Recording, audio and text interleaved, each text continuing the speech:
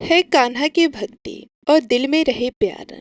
मुबारक हो आप सभी को गोवर्धन पूजा का त्योहार। आप सभी को गोवर्धन पूजा की हार्दिक शुभकामनाएं। गोवर्धन पूजा का त्योहार हर साल कार्तिक मास के शुक्ल पक्ष की प्रतिपदा तिथि को और दीपावली के ठीक अगले दिन मनाया जाता है। इस दिन गोवर्धन और गौ माता की पूजा विशेष रूप से की जाती है और लोग अपने घरों में गोबर से गोवर्धन पर्वत का चित्र बनाकर गोवर्धन भगवान की पूजा करते हैं और भगवान कृष्ण की पूजा करते हैं। गोवर्धन पूजा के शुभ अवसर पर श्री गोवर्धन पूजा की कथा। एक बार प्रेम से बोलिए कृष्ण कन्हैया की जय, मुरली मनोहर की जय, गोवर्धन भगवान की जय। गोवर्धन पूजा की पौराणिक कथा के अनुसार द्वापर युग में एक बार देवराज इंद्र को अपने ऊपर अभिमान हो गया था। इंद्र का अभिमान चूर करने के लिए भगवान श्री कृष्ण ने एक अद्भुत लीला रची। श्री कृष्ण ने देखा कि एक दिन सभी ब्रजवासी उत्तम पकवान बना रहे थे और किसी पूजा की तैयारी में व्यस्त थे। इसे देखते हुए कृष्ण जी ने माता यशोदा से पूछा कि ये किस बात की तैयारी हो रही है।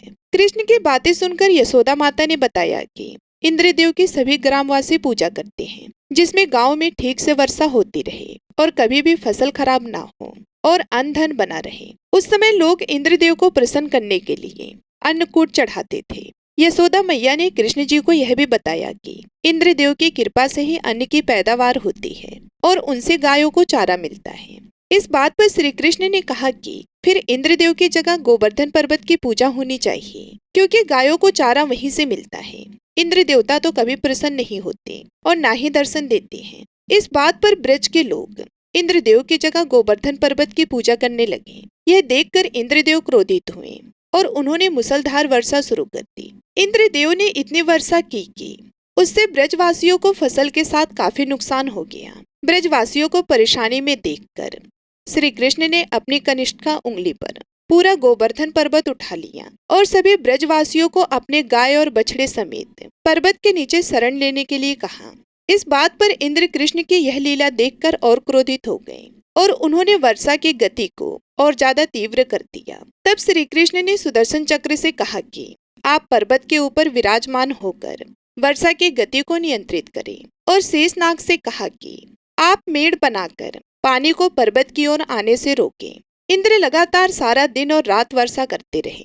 तब ब्रह्मा जी ने इंद्र से कहा कि श्री कृष्ण भगवान विष्णु के अवतार हैं और उन्हें कृष्ण जी की पूजा की सलाह दी। ब्रह्मा जी की बात सुनकर इंद्र ने श्री कृष्ण से क्षमा मांगी और उनकी पूजा करके अन्नकूट का 56 तरह का भोग लगाया। तभी से गोवर्धन पर्वत की पूजा की जाने लगी और श्री कृष्ण को प्रसाद में 56 भोग चढ़ाया जाने लगा। ऐसी मान्यता है कि श्री कृष्ण को गायों से अत्यंत प्रेम था और वे गायों तथा बछड़ों की सेवा किया करते थे। यह भी माना जाता है कि गाय का गोबर अत्यंत पवित्र होता है, इसलिए इसी से गोवर्धन पर्वत बनाना और इसका पूजन करना फलदायी माना जाता है। इस दिन गोबर से गोवर्धन पर्वत की आकृति बनाई जाती है और इसके चारों कोनों में करवा की सीकें लगाई जाती हैं। इसके भीतर कई अन्य आकृतियां भी बनाई जाती हैं और इसकी पूजा की जाती है। ऐसा माना जाता है कि इस दिन जो भी गोवर्धन की इस कथा का पाठ करता है और श्रद्धा पूर्वक गाय के गोबर से बने पर्वत की पूजा करता है, उसकी सभी मनोकामनाएं पूर्ण होती है। बोलिए गोवर्धन भगवान की जय, श्री कृष्ण कन्हैया की जय।